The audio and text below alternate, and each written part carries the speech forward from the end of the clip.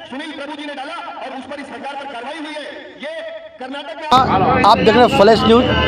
रमजान के महीने में कांग्रेस पार्टी का कद्दावर नेता आपने देखा 1 घंटा पहले अभी अफ्तार पार्टी का आयोजन किया था और वहाँ पर महाराष्ट्र मुंबई के सभी बड़े बड़े नेता, दिल्ली से यहाँ पर लोग आए हुए थे, फिल्म अभिनेता यहाँ पर आए हुए थे कि ठीक थोड़ी देर बाद आज यहाँ पे अपने क्षेत्र के लोगों को मिलने के लिए आज यहाँ पे एक उनको लोगों ने यहाँ पे बुलाया और एक ऐसी उन्होंने एक सभा आयोजित की, लोगों ने दिल जीत लिया। वास्तव में इनका अपना खुद का एक कॉन्स्टिट्यूंसी क्षेत्र यहाँ पर रहा है, लोग इनको लाड़ प्यार करते हैं। आपने देखा कि बड़ी ही उन्होंने एक ऐसी तकरीर की है, लोगों का मन जीत लिया है। नसीम भाई, एक मतलब सोते कब है, उठते कब है, रमज़ान का महीना है, फिर भी मैं देख रहा हूँ कि अभी 1 घंटा पहले अपने सभा ख़त्म किए अफ्तारी की, इसके बाद फिर यहाँ पे 4-5 जगह आपको और जाना है।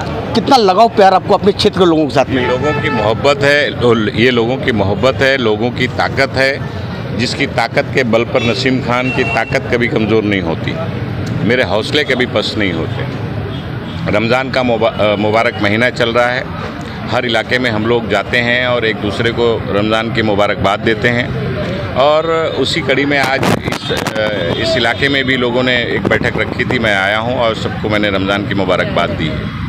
सवाल ये पैदा होता है कि आज जो इस मुल्क के हालात है, देश की हालात है, जब हम बैठते हैं चर्चा करते हैं तो कहीं ना कहीं जो मौजूदा हालात है, परिस्थितियाँ बनी हैं, उसके ऊपर चर्चा करने पर मजबूर हो जाते हैं। देश की भाईचारगी, एकता, अखंडता जिस तरह से कमज़ोर और तार की जा रही है, उसको मजबूत करने की ज़रूरत है।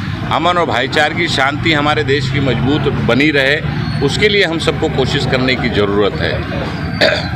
क्योंकि मौजूदा जो सरकार है, चाहे केंद्र की हो, महाराष्ट्र की सरकार हो, ये सरकार हर मोर्चे पर फेल है। तो लोगों का ध्यान हटाने के लिए कहीं ना कहीं लोगों में नफरत पैदा करने की का माहौल पूरे रियासत में, पूरे राज्य में और पूरे देश में पैदा कर रही है। इस माहौल को हमें रोकने की ज़रूरत है, क्योंकि ये देश बड़ी ही मुश्किल से आज़ाद हुआ है और आज़ाद भारत को ताकतवर देश बनाने में हमारे लोगों की बहुत बड़ी कुर्बानी रही है।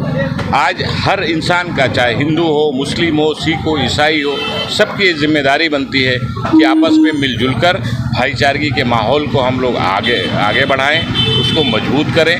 ये हमारे देश की संस्कृति रही हुई है कि चाहे दिवाली हो, होली हो, ईद हो या रमज़ान का त्यौहार हो, हमेशा से हर समाज के लोग एक दूसरे को मिलते हैं, जुलते हैं, एक दूसरे के त्यौहार पर बधाई देते हैं, मुबारकबाद देते हैं। यही अनेकता में एकता है, यही हमारे देश की सबसे बड़ी खूबसूरती है, जिसकी ताकत पर, जिसके बल पर ये देश मजबूत और बलवान बनते आया है। तो ये कहीं ना कहीं कमज़ोर करने की साजिश और कोशिश कुछ सांप्रदायिक ताकतों की तरफ से किया जा रहा है, उसको हम सबको मिलजुल कर रोकना होगा। वैसे मैं आगे छोड़ूंगा। राहुल गांधी डिस्क्वालीफाई होने के बाद कोर्ट में उन्होंने बेल ले लिया है, तारीख पड़ी हुई है, लेकिन कांग्रेस का गुस्सा अभी तक शांत नहीं हुआ है। शांत कैसे होगा ये? देखिए, सवाल गुस्से का नहीं है, सवाल सही बात करने का है।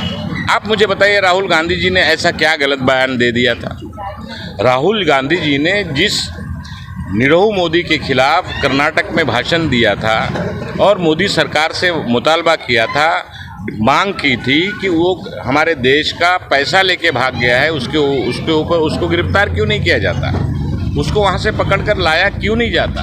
देश में बेरोजगारी बढ़ रही है, महंगाई बढ़ रही है, इसके ऊपर कार्रवाई भारत की सरकार क्यों नहीं करती, क्यों नहीं रोकती है? मोदी जी को इस सरकार की नाकामयाबी का आईना दिखाने का काम राहुल गांधी जी ने कर्नाटक में किया था और उनके ऊपर झूठा केस दायर करवाकर 2 साल की सज़ा दिला दी जाती है, उनकी सदस्यता 24 घंटे में रद्द कर दी जाती है, घर खाली करने की नोटिस दे दी जाती है। तो ये तानाशाही नहीं है तो और क्या कहा जाएगा? हमारा देश लोकतांत्रिक देश है। इस देश में हर इंसान को, हर नेता को, हर कार्यकर्ता को, हर नागरिक को अपनी बात कहने का अधिकार है, हक है। क्या आप उससे रोकना चाहते हैं, डराना चाहते हैं, धमकाना चाहते हैं? इस तरह से कांग्रेस पार्टी और राहुल गांधी परिवार, जिसका इस देश के साथ एक बहुत बड़ा इतिहास रहा है, एक बहुत बड़ी तारीख रही है, त्याग की, कुर्बानी की, बलिदान की, उस परिवार को आप दबाना चाहते हो? राहुल गांधी ना झुकेंगे, ना डरेंगे, इसी तरह से चलते रहेंगे। सजा 2 साल की हुई है, अगर ऊपरी अदालत से उनको न्याय नहीं मिलता है तो 2 साल प्लस 6 साल क्वालिफाई हो जाएगा, मतलब 8 साल तक चुनाव नहीं लड़ सकते। राहुल गांधी की उम्र 52 साल है, यानी कि जोड़ लिया जाए 8 साल तो 60 साल तक की उम्र में चुनाव लड़ नहीं सकते। तो फिर विपक्षी एकता एकजुट कैसे होगी? देखिए, ये बीजेपी के लोगों का ख्वाब है, ख्वाब ही रह जाएगा। ऊपर की अदालत है, न्याय व्यवस्था अभी भी जिंदा है और ये अदालती लड़ाई है, लड़ेंगे। और हम लोगों को सबको भरोसा है कि जिस तरह से अदालत का गुजरात के सूरत का जो फैसला है, अब गुजरात में फैसला क्या हो सकता है ये हिंदुस्तान के लोग जानते हैं। तो देश की सर्वोच्च न्यायालय है, वो इंसाफ करेगी, देश का संविधान है, वो इंसाफ करेगा, फैसला होगा और राहुल गांधी जी जीतेंगे। ये थे नसीम खान जी, कांग्रेस कद्दावर नेता, मुंबई महाराष्ट्र कांग्रेस कार्याध्यक्ष। पूछे गए हर सवाल का उन्होंने दिया है बेबाकी से जवाब। सबन चैनल और फेसबुक के साथ मैं राजकुमार